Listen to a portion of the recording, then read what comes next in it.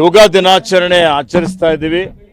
ಈ ಶುಭ ದಿನದಂದು ಎಲ್ಲರಿಗೆ ಅಭಿನಂದನೆ ಸಲ್ಲಿಸುತ್ತಾ ಬೀದರ್ ಜಿಲ್ಲೆಯ ಕೋಟೆಯಲ್ಲಿ ಬಹಳ ವ್ಯವಸ್ಥಿತವಾಗಿ ಈ ಒಂದು ಕಾರ್ಯಕ್ರಮ ಆಯೋಜನೆ ಮಾಡಲಾಗಿದೆ.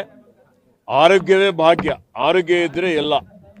ಇವತ್ತು ಭಾರತೀಯ ಒಂದು ಪರಂಪರೆ ಅಂದ್ರೆ ಇದು ವಿಶ್ವಕ್ಕೆ ಯೋಗದ ಕೊಡುಗೆ ಕೊಟ್ಟಂತದ್ದು ಯಾವುದಾದ್ರೂ ದೇಶ ಅಂತ ಹೇಳಿದ್ರೆ ಅದು ನಮ್ಮ ಭಾರತ ದೇಶ.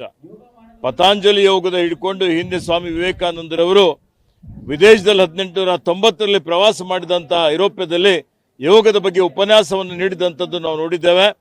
1904ರಲ್ಲಿ ಇವತ್ತು ಏನು ಅನೇಕ ಜನ ವಿದೇಶಿ ಒಬ್ಬರು ಇಲ್ಲಿಗೆ ಆಗಮಿಸಿ ಯೋಗದ ಬಗ್ಗೆ ಅಧ್ಯಯನ ಮಾಡಿ ಅಮೆರಿಕದಲ್ಲೂ ಯೋಗ ಅಧ್ಯಯನ ಕೇಂದ್ರ ಪ್ರಾರಂಭ ಮಾಡಿದಂಥದ್ದು.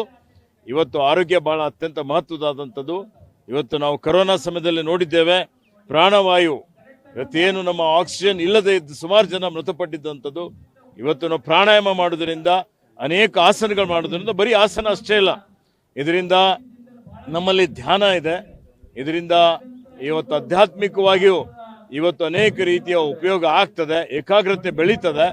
ಇವತ್ತಿನ ಕಲುಷಿತ ವಾತಾವರಣದಲ್ಲಿ ಯುವಕರು ಒಳ್ಳೆ ರೀತಿಯಿಂದ ಆರೋಗ್ಯವಂತರಾಗಿರ್ಬೇಕು. ಆರೋಗ್ಯವಂತ ಸಮಾಜ ನಿರ್ಮಾಣ ಆಗಬೇಕಾದ್ರೆ ಆರೋಗ್ಯವಂತ ಜನ ಇರಬೇಕು. ಆ ರೀತಿಯಲ್ಲಿ ಯೋಗ ಒಂದು ದಿವಸದ ಕಾರ್ಯಕ್ರಮ ಆಗಬಾರ್ದು, ಇದು ದಿನನಿತ್ಯ ಯೋಗ ನಮ್ಮವರೆಲ್ಲರೂ ಮಾಡಬೇಕು. ನಾನು ಯೋಗ ಮಾಡಲಿಕ್ಕೆ ಪ್ರಯತ್ನ ಮಾಡ್ತೀನಿ ಅನ್ನುವಂಥ ಮಾತನ್ನು ಹೇಳಿ ಎಲ್ಲರಿಗೂ ಶುಭವನ್ನು ಹಾರೈಸುತ್ತೇನೆ. ಏನು ಆಡಿಯೋ ಇದೆ? ನಮ್ಮ ಪಕ್ಷ ಇವತ್ತು ಭ್ರಷ್ಟಾಚಾರ ರಹಿತವಾದಂಥದ್ದು, ಭ್ರಷ್ಟಾಚಾರಕ್ಕೆ ಝೀರೋ ಟಾಲರೆನ್ಸ್ ಇದೆ. ಇವತ್ತು ಯಾರೇ ಅದರಲ್ಲಿ ಭಾಗಿಯಾಗಿದ್ರೆ, ಮಧ್ಯವರ್ತಿಗಳಿರಲಿ, ದಲ್ಲಾಳಿಗಳಿದ್ರಿ, ಅದಕ್ಕೆ ಪುರಾವೆಗಳಿದ್ರೆ ಅವ್ರ ಮೇಲೆ ಕಾನೂನು ರೀತಿಯ ಕ್ರಮ ಕೈಗೊಳ್ತೀವಿ. ಅಲ್ಲ ಸರ್, ಇದು ಬಿಜೆಪಿ ಸರ್ಕಾರ ಇದ್ದಾಗ 40% ಸರ್ಕಾರ PCM ಅಂತಂದು ಅಭಿಯಾನ ಮಾಡಿತ್ತು. ಈಗ ಕಾಂಗ್ರೆಸ್ ಸರ್ಕಾರದಲ್ಲಿ ಭ್ರಷ್ಟಾಚಾರ ನೋಡಿ, ಸುಳ್ಳು ಹೇಳುವಂತದ್ದೇ ಬಿಜೆಪಿ ಒಂದು ಚಾಳಿ ಆಗಿದೆ.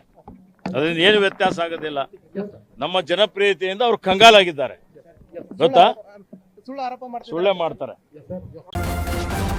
ನ್ಯೂಸ್ ಫಸ್ಟ್ ನಿರ್ಭೀತಿಯಿಂದ ನಿಮ್ಮ ಪರವಾಗಿ.